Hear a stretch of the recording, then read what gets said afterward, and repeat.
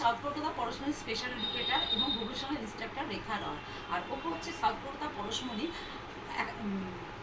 Vocational ইউনিটের trainee Ashis Saha.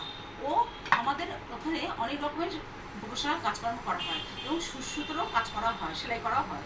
এবং ও যখন ছুঁচে কাজ করা হয় তখন ও ঠিক মতো ছুঁচে সুতো ঢুকিয়ে কাজটা করতে পারে না।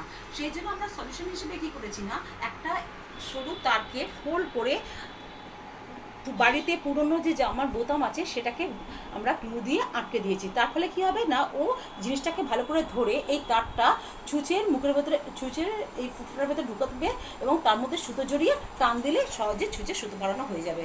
আশিস, করো।